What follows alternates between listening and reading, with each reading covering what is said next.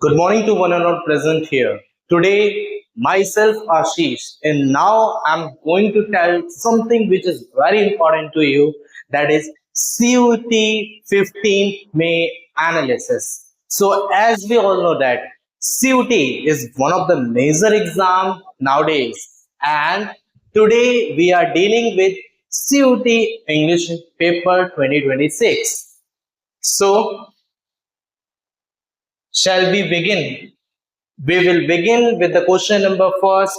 Choose the closest meaning to innocuous. Like, I'll give you some tips how to attempt these types of questions. How to attempt these types of questions. Like, we have to measure and we have to cap keep on the thinking about which word is different from the other. Like, one is harmful, second word is harmless, aggressive, suspicious.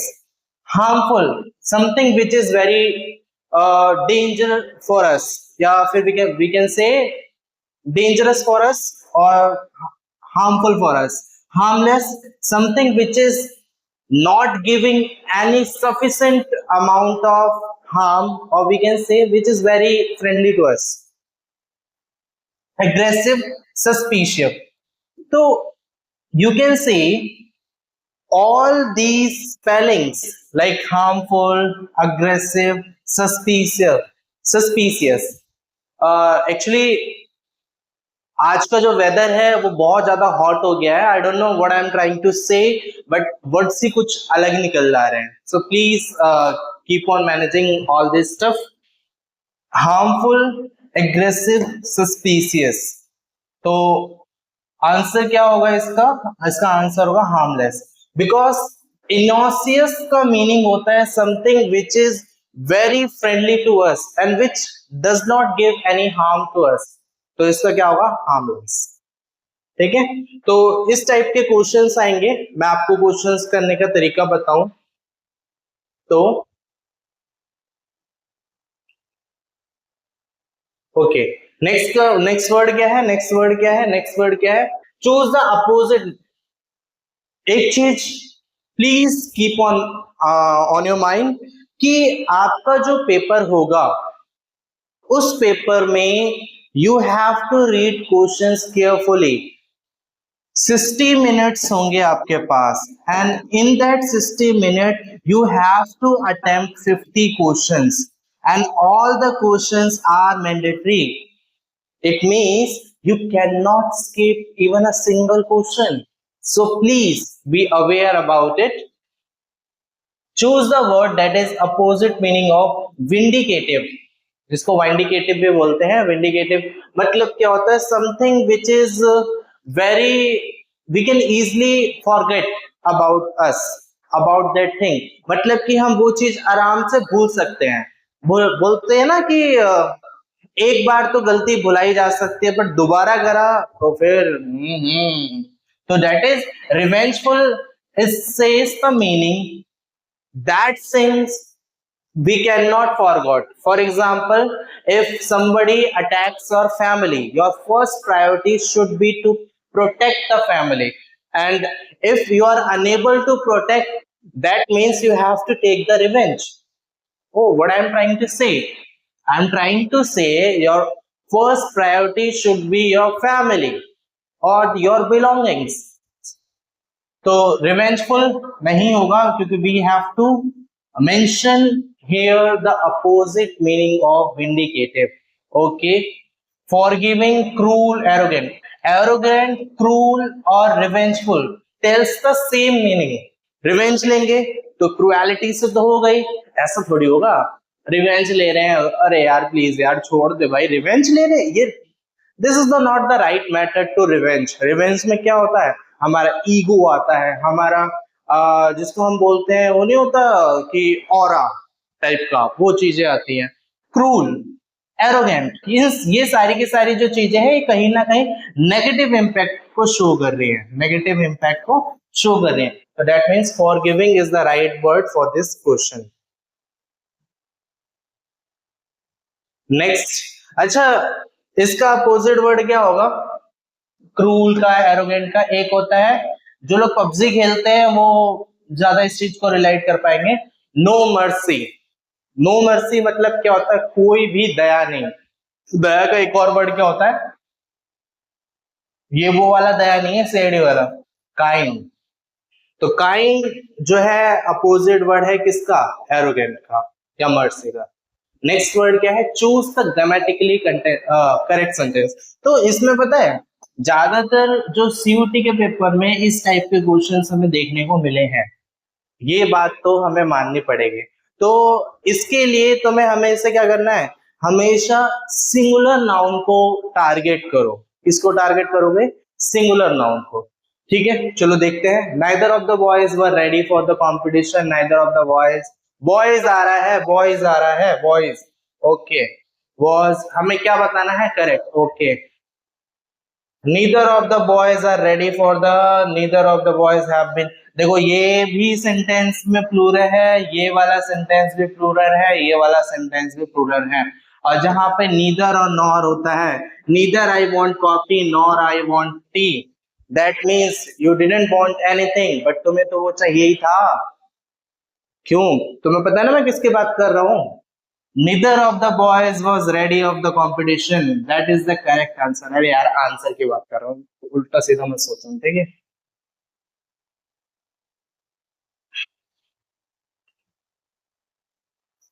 क्या CUT में ऐसे ही questions आएंगे? हाँ यार, ये paper है 15 पे का, मैं हवा में नहीं बोल रहा हूँ कुछ भी चीजें। Because these things are asked by NTA in your exam. So क्या है, by the time we reach the station, the train क्या होगा, ट्रेन जा चुकी थी। अब तो रुक जाओ यार, अब तो वो जा चुकी है। जा चुकी है कौन, ट्रेन, और कोई नहीं। तो train left, has left, had left या लीव, लीव्स आएगा नहीं, लेफ्ट भी नहीं होगा, हैज के साथ लेफ्ट आएगा नहीं, तो क्या रह गया, हैड लेफ्ट। ओके,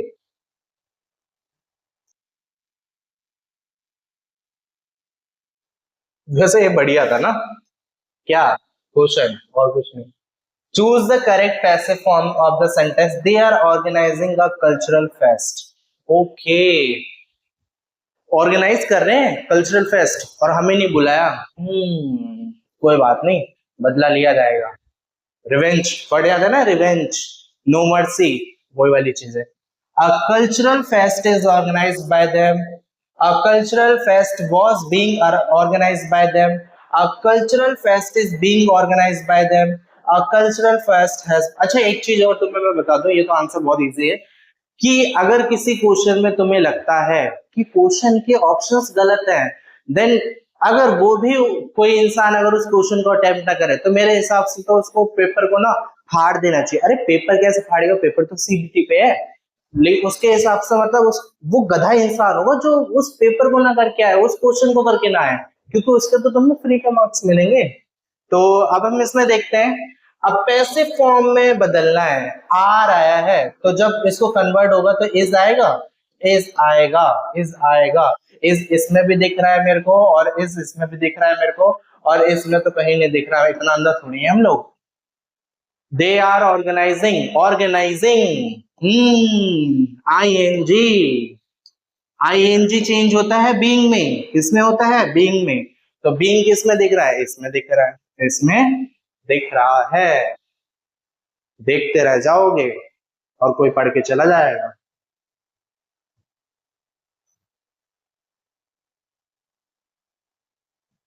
ओके, एक टिप और तो मैं बता दूं, जो क्वेश्चन तुम्हें नहीं आ रहे हैं, अब उन क्वेश्चंस को कैसे अटेम्प्ट करना है, बिल्कुल नहीं करना है।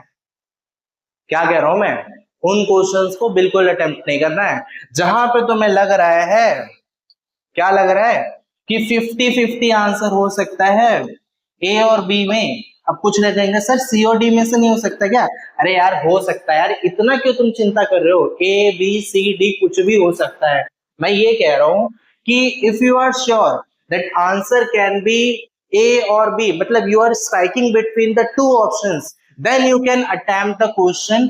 But if you do not know anything about the question, कुछ भी नहीं पता है, not even a single word, तो then there is no need to uh, give the answer or select the option.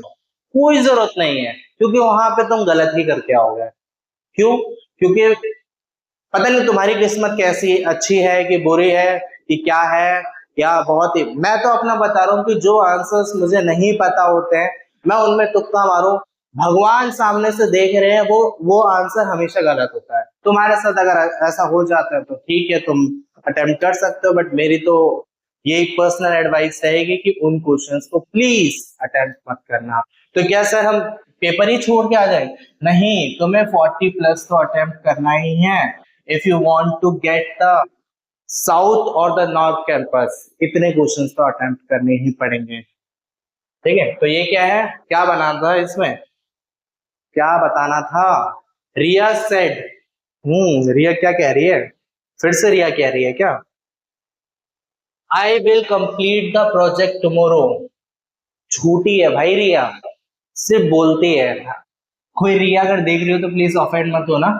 Riya said I will complete the project tomorrow, तो इसको क्या बनाना है? इनडायरेक्ट में बताना है। अरे यार ये भी कोई बात है?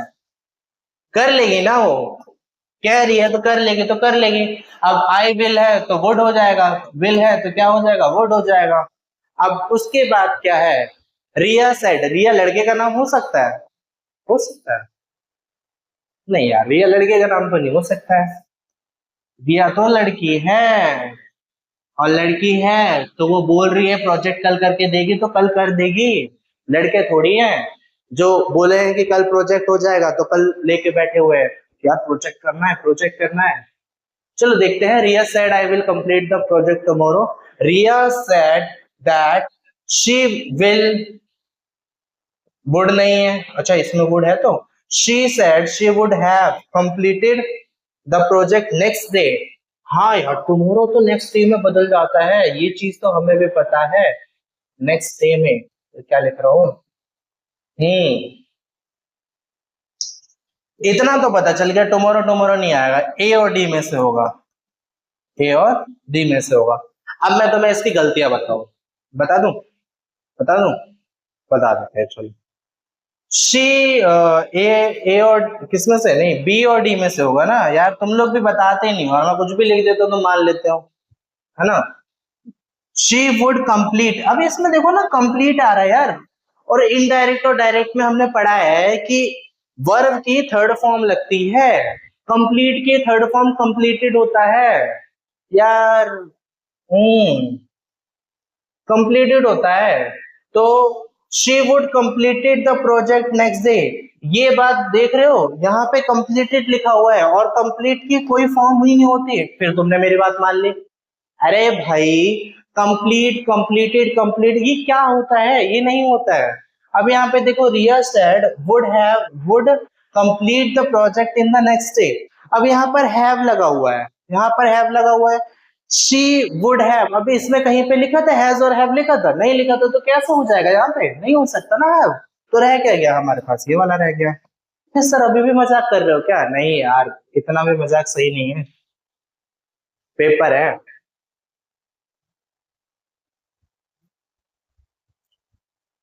देखो, अरेंज और रीअरेंज वाले क्वेश्चंस तुम कर लेते हो, तो इसलिए मैं इस चीज को समझा नहीं रहा हूँ। क्या सर ये आपको क्वेश्चन नहीं आते? अरे नहीं है, कर ले क्या? कर ले क्या, बताओ? कर लें? अरेंज और रीअरेंज वाले क्वेश्चंस तो कर ही लेते हो, कर ही लोगे यार, है ना? छोड़ो। अब पैसेज वाले क्वेश्चंस आएंगे, मोस्ट प्रोबेबली दो पैसेज आएंगे। आप उन दो पैसेज, दो या तीन पैसेज आएंगे, उन दो पैसेज में से क्वेश्चंस देखना और इजीली उनको अटेम्प्ट कर पाओगे। पैसेज वाले क्वेश्चंस इतने मुश्किल नहीं आ रहे हैं। हाँ, ये वर्ड भी ऐसे आए थे कि करेक्टली स्पेल्ड वर्ड कौन से हैं कि उसको बताओ। एकोमोडेशन हो गया, इक्वेशन हो गया, ठीक है, कुछ ग्रामेटिकली एरर वर्ड्स आए थे जो तुम्हें फाइंड आउट करने थे, तो इसमें बताओ इसमें कौन सा है? ए बी सी डी, अब तो देख ही लिया होगा, हाँ देख ही लिया होगा।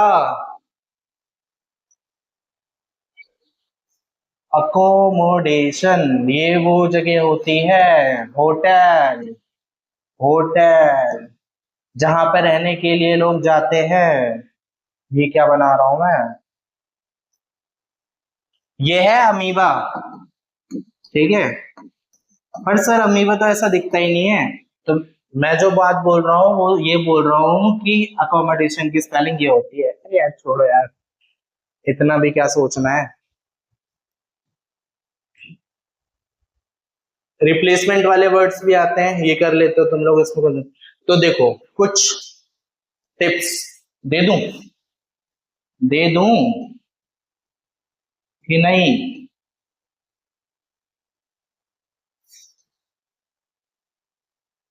दे देते हैं, है ना। पहली चीज, कैडी चीज, अरे यार ये क्या है। पहली चीज ये है कि you need to work on vocabulary. Vocabulary आपको पता है कैसी आ रही है, वोकैब पे फोकस करना है, ठीक है। दूसरी चीज, सेंटेंस वाले क्वेश्चंस जिसमें ऑर्डरिंग यानी कि वही रीअरेंज वाले हो गए। Active and passive voice, active और नरेशन लिख देता हूँ, डायरेक्ट एंड इनडायरेक्ट भी आ जाएगा। इन चीजों पे थोड़ा सा ध्यान देना, खासकर इस पे, क्योंकि इसमें सिनोनिम और एंटोनिम पूछ लेते हैं तो उस टाइम पे तुम लोग कहते हो ये तो पढ़ा ही नहीं तो सर, पता नहीं कहां से आ गया, ये तो बहुत हार्ड था, इसको तो मिल ही नहीं रहा। अरे यार उसके चार ऑप्शन पढ़ो, चार में से कुछ तो होंगे जो तुम्हें एक आता होगा, दो आता होगा, उन उनके हिसाब से अटेम्प्ट करो। मैं ये नहीं कह रहा हूँ 100% तुम्हारे आंसर सही चले जाएंगे, बट एटलीस्ट छोड़ने से तो बढ़िया ही है, छोड़ने से तो बढ़िया ही है, ठीक है। वोकैबुलरी हो गया, sentence, active and passive voice हो गया, और साथ के साथ में आपको टाइम मैनेजमेंट का बहुत ध्यान देना है। स्क्रीन पे टाइम चल रहा होगा, आपको क्वेश्चंस को पढ़ने के साथ साथ टाइम भी देखते जाना है। ऐसा नहीं है कि ये वाला क्वेश्चन नहीं आ रहा, अरे यार 5 मिनट हो गए अभी तक नहीं आया, इसका निकल नहीं रहा, इसका यही होगा, इसका वही होगा, ये नहीं करना है। आपको क्या करना है, आपको जब आप क्वेश्चंस को अटेम्प्ट कर रहे हो तो अपनी स्पीड बना के रखनी है। 40 सेकेंड के अंदर या 30 सेकेंड या 50 सेकेंड मान के चल लो, आपको पेपर पूरा करना है। आपको, आपके पास टोटल 50 क्वेश्चंस है, 50 क्वेश्चंस है, ठीक है। और आपको सारे के सारे अटेम्प्ट करने हैं और 60 मिनट है। तो अगर आप ये टारगेट लेके चलोगे कि 40 सेकेंड में करने हैं, तभी जाके आप पूरा पेपर कर पाओगे। क्यों? क्योंकि पैसेज भी आता है, कोई कोई क्वेश्चन ऐसे होते भी हैं जहां ना चाहते हुए भी हम रुक जाते हैं। तो उन चीजों से कैसे बचा जाए, इसके लिए मैं आपको कह रहा हूँ कि आपको 40 सेकेंड्स का at least you have to maintain the time as per your paper, ठीक है। तो यहां तक चीजें समझ में आ रही है। So that's it for the today. अगर तुम्हारे कोई भी डाउट्स हैं तो प्लीज उनको कमेंट करना, मैं उन डाउट्स के ऊपर वीडियो बनाऊंगा। Thank you so much.